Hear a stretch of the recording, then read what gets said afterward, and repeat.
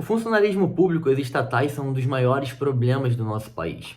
E esse problema é muito grave. Se você é um servidor público ou funcionário de uma estatal, não fica com raiva de mim. Preste atenção no que eu vou dizer no vídeo antes de me atacar. A culpa não é sua, é um problema estrutural do Brasil. Vamos pro vídeo.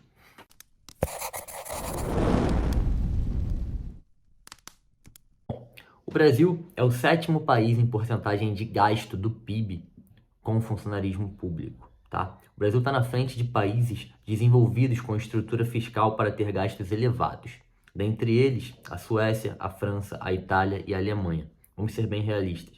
O Brasil não tem uma estrutura fiscal nem econômica para ter gastos tão elevados com funcionarismo público como esses países têm. E ainda assim, o Brasil gasta muito mais do seu PIB com o funcionarismo público. Hoje, o gasto do Brasil com funcionarismo público ultrapassa 15% do PIB. Isso é bizarro e isso é um peso gigantesco nas costas da iniciativa privada do Brasil, das empresas, das indústrias e de todo o setor econômico que não está atrelado ao Estado. Eu trouxe alguns dados aqui para vocês terem noção do impacto do que é o funcionarismo público no Brasil. O gasto total com servidores federais somou 320 bilhões em 2019. E pasmem, 56% apenas foi com trabalhadores ativos, 43,5% foi com trabalhadores inativos, que não estão operando, que não estão produzindo. Ah, Marcelo, mas eles são aposentados e eles já trabalharam.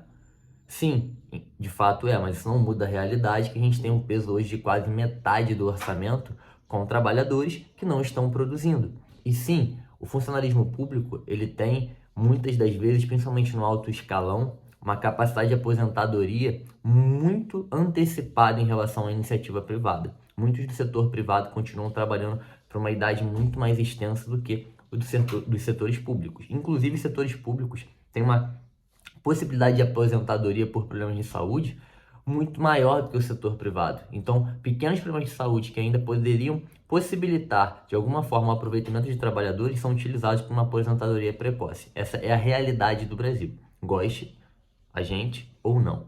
Em todos os países do mundo, os pais têm expectativa que seus filhos sejam grandes atletas, grandes artistas, grandes empreendedores, formem empresas, negócios, business e ajudem a desenvolver aquele país. O Brasil, quem nasce aqui no Brasil, quem é brasileiro sabe, os pais muitas das vezes criam seus filhos e incentivam eles e se orgulham de que eles sejam funcionários públicos. Por um simples motivo, eles vão trabalhar menos do que a iniciativa privada, eles vão ganhar mais do que a iniciativa privada, eles ainda vão ter, o que os funcionários públicos têm no Brasil hoje é um grande problema, a estabilidade, que funciona quase como um título de nobreza. Os funcionários públicos no Brasil, eles têm tanta segurança de emprego que eles trabalham de qualquer forma. Eles faltam ao trabalho, eles atendem mal a população, participam de vários esquemas ilícitos para ganhar mais dinheiro.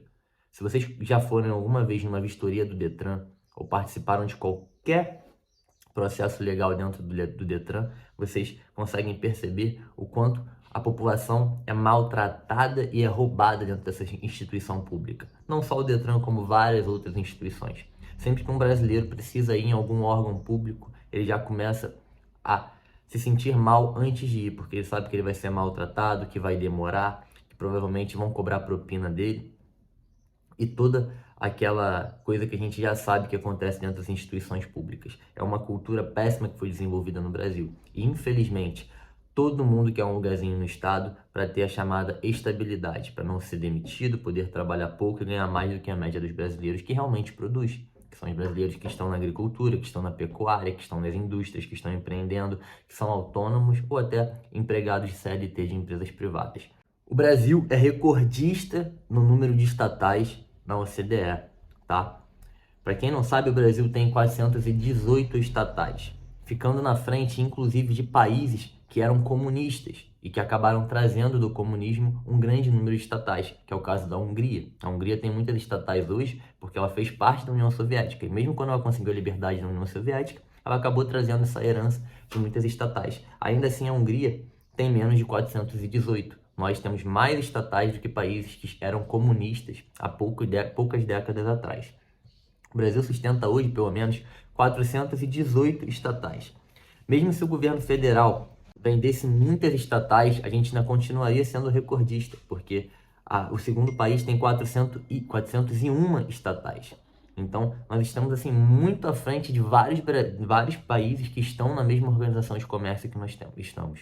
A Austrália, que é um país com tamanho geográfico aproximado ao Brasil e economia aproximada à do Brasil, para vocês terem noção, tem apenas 8 estatais. É por isso que o índice de desenvolvimento humano deles é tão melhor. É por isso que a carga tributária deles é tão mais leve em cima do povo, tá? Em cima das empresas, em cima das indústrias e em cima da agropecuária. Porque eles não têm uma carga de estatal e funcionários públicos tão grande quanto nós temos. Bom, eu poderia ficar aqui com vocês citando vários outros dados para poder provar que a quantidade de funcionários do público no Brasil é exagerada, que a quantidade de estatais que nós temos aqui é exagerada. Mas eu acho que eu já falei dados o suficientes, comparações suficientes para que vocês consigam entender o contexto. Vamos lá. Eu entendo que muitos estudaram para ser funcionários públicos porque viram, né, ali a melhor forma de trabalho que nós temos no Brasil. Porque empreender no Brasil é muito difícil, dada a burocracia e dada a carga fiscal pesada que nós temos sobre as pessoas e sobre as empresas. As pessoas viram que trabalhar na iniciativa privada demanda muito mais esforço, talento e preparação e até um pouco de sorte do que é trabalhar, né, na iniciativa pública. Sobre o concurso público, a prova que é feita para se entrar nos cargos, essas provas, na maioria das vezes, elas não atestam, de fato, a capacidade daquele profissional de executar aquela função. Ela apenas cria uma maneira ali de colocar a leilão, né, através de um conhecimento de português, matemática, informática e um pouco de legislação, aquelas vagas disponíveis, que inclusive são colocadas a leilão e porque elas são vendidas através de um pagamento de inscrição. Para se fazer um concurso hoje tem que se pagar. E o Estado arrecada muito com o pagamento dessas inscrições para concursos públicos. Muitos concursos aí que 20 mil pessoas participam do processo desse concurso seletivo. Elas pagam cada uma por volta de 100, cento e poucos reais para poder participar das provas. E o número de vagas de pessoas que efetivamente entram são 20, 15, 30, não ultrapassam 50. Olha quanto o Estado arrecada da população nesse desespero que todos têm para poder virar um servidor público. Existem concursos públicos, como um agora recente da Polícia do Espírito Santo, da Polícia Militar, que foi realizado em 1995, há quase 20 anos atrás. Há quase 20 anos, não. Há mais de 20 anos atrás. E agora que eles estão chamando os concursados ali que foram aprovados naquele concurso. Isso é a prova clara de que o Estado utiliza, sim, esse processo seletivo para aumentar a sua arrecadação.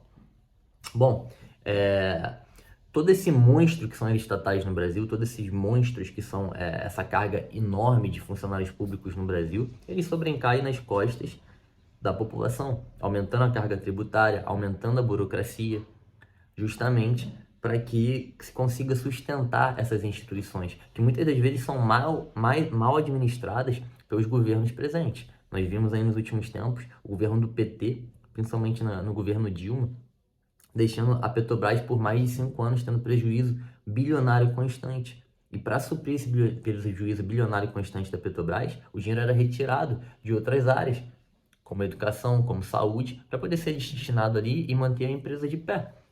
Aí tivemos um governo Bolsonaro que conseguiu equilibrar as contas da Petrobras, fazer a Petrobras dar lucro. Mas agora tivemos a derrota do presidente Bolsonaro, a volta do PT, que vai ocasionar muito provavelmente uma má administração e uma corrupção sistêmica dentro da Petrobras, que de novo vai fazer essa empresa começar a dar prejuízos. E quem vai pagar essa conta? Somos nós. O funcionário da Petrobras que está presente lá hoje, que é concursado, ele continua recebendo o salário dele, ele continua trabalhando e recebendo, quer dizer, trabalhando menos do que a população privada, do que os empreendedores, que é a indústria, que é a agropecuária, e vai continuar recebendo muito mais do que esses outros setores. A agricultura, por exemplo, sofre um risco constante. Eles podem ter tempestades, tornados, problemas climáticos que arruinam a plantação deles e simplesmente deixam eles passarem por períodos de grave crise financeira. Os servidores públicos não têm esse problema. Os empreendedores têm um problema hoje, tiveram um problema recente na pandemia, com essa imposição do fique em casa, do lockdown pelo governo, que eles tiveram que fechar suas portas. Ficaram meses e meses parados, sem poder produzir, sem poder vender. Muitos quebraram. Os funcionários públicos não tiveram esses problemas, porque o Estado continuou bancando eles mês a mês.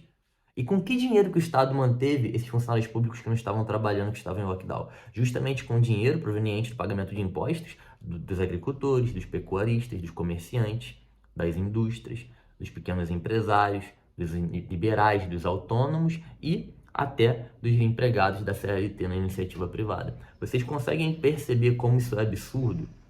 Sim, os funcionários públicos hoje são sanguessugas colados nas costas de todo mundo que produz na iniciativa privada, dos agricultores e dos pecuaristas. As estatais no Brasil hoje são monstros muito pesados, de toneladas nas costas de cada brasileiro que não está presente dentro da iniciativa privada. E vamos fazer uma conta óbvia aqui. É possível hoje que todo brasileiro seja servidor público e viva do Estado? Não. Se fosse possível, 90% seria. Mas não é possível. Porque se isso acontecer, o país quebra, porque quem vai sustentar? Quanto mais a máquina estatal cresce através de empresas e de funcionários públicos, mais pesado fica para os agricultores, comerciantes, iniciativa privada e todos esses que eu já estou citando para vocês aqui durante o vídeo. Então existe um limite. Esse limite é o limite que se dá bem, fica numa realidade muito acima da realidade do resto do Brasil, enquanto o resto fica trabalhando dobrado para conseguir sustentar essas pessoas. Sem contar os benefícios que o funcionalismo público tem e que são muito superiores a que as pessoas da iniciativa privada têm. Verdade que muitos empreendedores, empresários, agricultores trabalham 12, 14 horas por dia. O cara do funcionalismo público trabalha aí, cara, suas 8 horas certinhas. E se passar disso, ele consegue ainda entrar com um processo contra o Estado, que o Estado vai ter que pagar, e o Estado vai pagar de novo com dinheiro de imposto que foi tirado de nós. É um grande absurdo. Eu já fui funcionário público. Eu sei como funciona. Eu fiz um concurso, eu passei, eu trabalhei durante um ano. São muitos privilégios. É pouco trabalho. Essa é a grande verdade. Sem contar todas as armadilhas e laços políticos que são feitos ali dentro. Sem contar todos os cargos comissionados, que para quem não sabe o que são cargos comissionados, são cargos de indicação. O prefeito entra, ele se elege, ele pega várias pessoas que apoiaram ele e sai distribuindo cargos comissionados, que são pagos com dinheiro público, que sequer fizeram um concurso para estar ali. Não passam por nenhum processo de entrevista ou de qualificação profissional. É uma grande loucura que vivemos no Brasil. Nós precisamos acabar sim com a estabilidade de funcionários públicos. Se o cara não cumpre o trabalho dele, se ele chega atrasado, se ele falta, se ele não mostra resultado, ele tem sim que ser demitido. Ele tem sim que passar por um processo de qualificação profissional, de aprovação profissional, mostrando a qualificação dele, o desempenho dele. Ele não pode simplesmente fazer uma prova escrita e só porque ele ficou na frente do outro, porque ele acertou mais respostas de matemática e de português, se entender que ele é mais capaz do que o resto da população que também estudou para exercer aquela função. Então, assim, essa é a minha mensagem, eu espero que vocês entendam. Sim, hoje os servidores públicos são sanguessugas grudados nas costas dos brasileiros. Hoje as estatais são monstros de toneladas nas costas dos brasileiros. Essa é a grande verdade. Se você é um servidor público e está vendo esse vídeo, se você é um funcionário de estatal, não fica com raiva de mim. Esse é um problema sistêmico, a culpa não é sua. Você muito provavelmente buscou uma melhor condição de vida, você muito provavelmente foi incentivado pelos seus pais a ser um servidor público, ou um funcionário de estatal, um militar, um policial, seja lá o que for. E você fez isso justamente porque você entende o que é a carga fiscal brasileira, como é difícil empreender e trabalhar nessa iniciativa privada. Você entende o quão seria difícil você correr rumo a um sucesso com o Estado quebrando suas pernas o tempo inteiro, com burocracias, com impostos, né, e dificuldades jurídicas. Então, esse é o retrato do Brasil. E uma das formas de a gente começar a melhorar o Brasil é a gente entender que o funcionalismo público e as estatais são um grande problema. E que a gente precisa acabar com isso, a gente precisa reduzir isso, enxugar, como Paulo Guedes diz constantemente, para que a gente possa começar a caminhar. Isso significa tirar o Estado das costas do brasileiro, dar paz de espírito para o brasileiro, trabalhar, produzir, porque é a produção que gera riqueza. O Estado não produz nada. Todo o dinheiro, todo o capital, toda a riqueza que o Estado tem é proveniente dos impostos que ele retira da população, que realmente produz.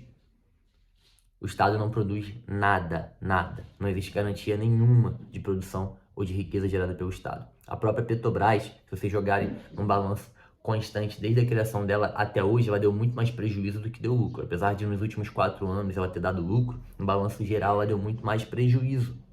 Ela chegou a ter um prejuízo maior do que ela valia, para vocês terem noção. Então não criem a ilusão de que o Estado pode produzir alguma coisa, porque o Estado não depende do lucro para se permanecer em pé, ele depende do roubo de impostos que ele tira da população. Então, o que que acontece? Se você tem uma empresa hoje como a Shell, que é uma petrolífera privada, se ela começar a dar prejuízo, pessoas vão ser mandadas embora, outras pessoas vão ser contratadas, políticas vão ser transformadas, alguma coisa vai ter que ser feita. Se ela continuar dando prejuízo, não se resolver, ela vai falir, vai acabar. A Petrobras, como uma estatal hoje, ela não tem como acabar. Se ela começa a dar prejuízo por casos de corrupção, seja lá pelo que for, por um esquema de petrolão, como já aconteceu, ela não acaba. Ela continua ali. E o dinheiro vai ser tirado do dinheiro de impostos de outras áreas, pago pelos brasileiros. Vai se aumentar a carga tributária para pagar o prejuízo da Petrobras. Esse é o grande problema da estatal. Ela não tende ao lucro, logo ela não tem controle, ela não tem medida.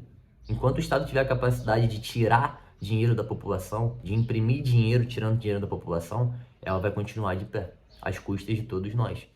E se você tiver que ficar miserável para isso, você vai ficar miserável para isso, para sustentar essas grandes estatais. Espero que vocês tenham entendido esse recado, por esse vídeo é só, e até a próxima.